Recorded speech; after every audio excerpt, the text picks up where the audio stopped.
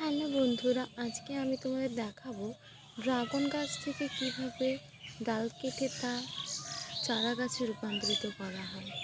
আমার এই গাছটি আগের বছরকার, কিন্তু এটাতে ডালটা বড় হচ্ছে না অনেক দিন ধরে। তাই ভাবছি এটাকে কেটে নেব, দিয়ে চারা বানাবো। তা আমি এখানে রেডি হয়ে গেছি চারাগুলোকে কেটে নেওয়ার জন্য। এখন আস্তে আস্তে কেটে নেব, দুটোকেই কেটে নেব। কেটে নেওয়ার পরে আমি এগুলোকে এই ডাব্বাগুলোর উপরে রোপণ করব। এতে আমি ভিজে বালি নিয়ে নিয়েছি, লাল বালি, যাতে ভালোভাবে খুব কম সময়ের মধ্যে চারা গাছ থেকে শিকড় বার হতে পারে। এবার এবার আমি এই ড্রাগন গাছটিকে দুই ভাগ করে নেব। মাথার দিকটা চারপাশের মতো থাকবে এবং নিচের দিকটা সূচালো থাকবে।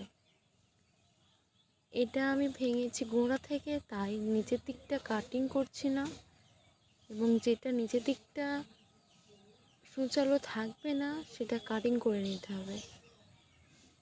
মাথার ওপরটাকেও কাটিং করে নিচ্ছি, যাতে গাছের ডালগুলো বার হতে পারে ভালোভাবে, এবং এইটা নিচটা কাটিং করে নেব।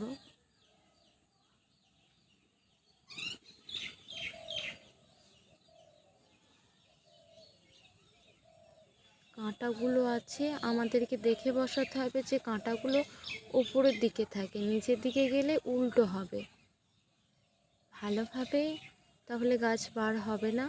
আমাদেরকে খেয়াল করে রাখতে হবে। তোমাদের যদি কারো কোনো ফাঙ্গিসাইড থাকে তাহলে সেগুলো তোমরা দিতে পারো, কিন্তু আমি এখানে কোনো কিছু ব্যবহার করছি না, শুধু ভিজে বালির ওপর রোপণ করে দিচ্ছি।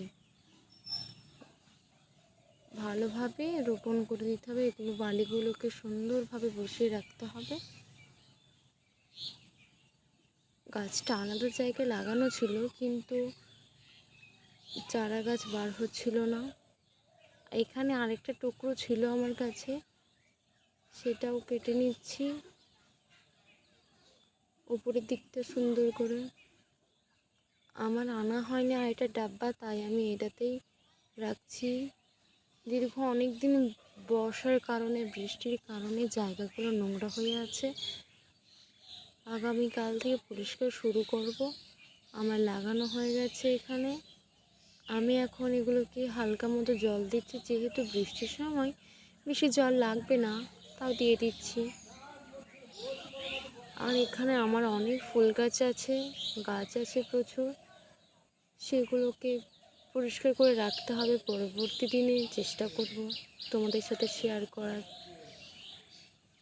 এগুলোকে এবার আমি আলাদা আলাদা জায়গায় রাখবো, আপাতত এখানেই থাক।